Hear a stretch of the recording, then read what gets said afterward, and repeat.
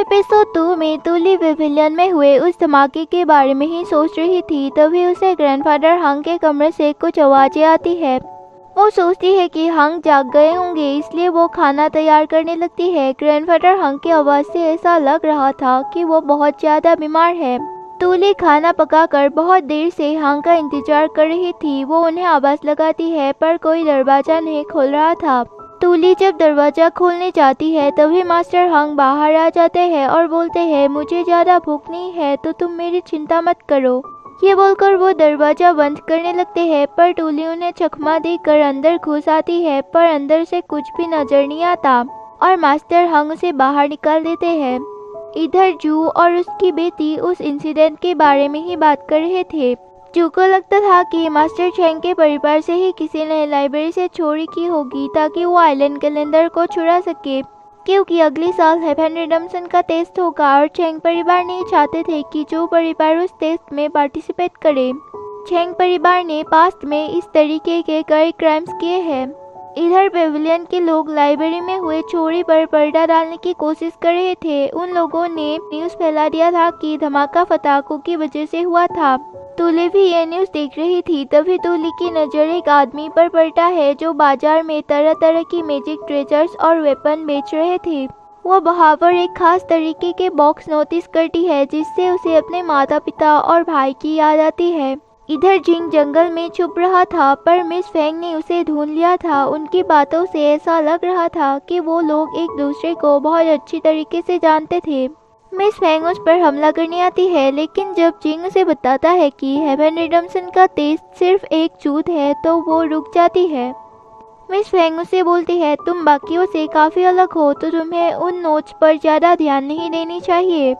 जिस पर जिंग बोलता है, तो तुम्हें ये सब पहले से ही पता था और ये सच है कि आज तक कोई भी ये टेस्ट पास नहीं कर पाया। मिस फेंग बोलती है, तुम्हें जितना कहा गया था तुम उतना ही करो। ये सुनकर जिंग बोलता है, सबको धोखे में रख कर तुम्हें क्या मिलेगा। मिस फेंग उसे कैद करके बोलती है, पहले मुझे ये बताओ कि तुम में लाइब्रेरी में धमाका करने की हिम्मत कैसे हुई।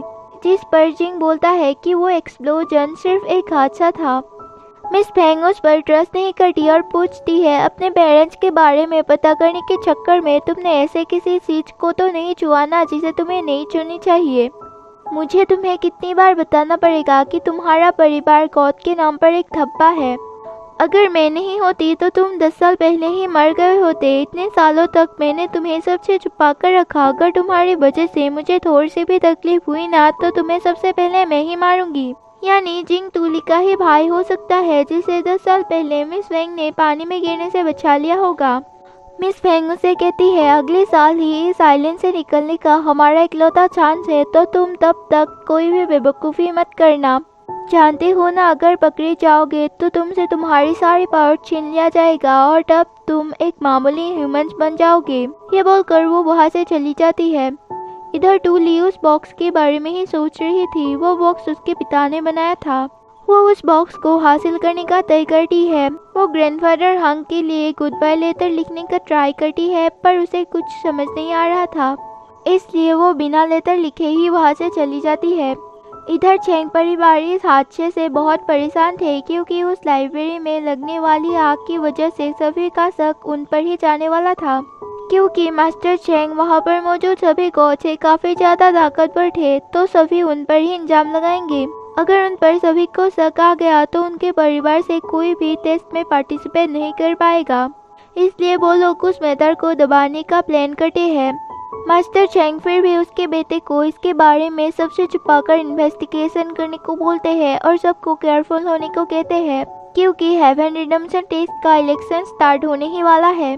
और ये एपिसोड यहीं पर ख़त्म हो जाता है।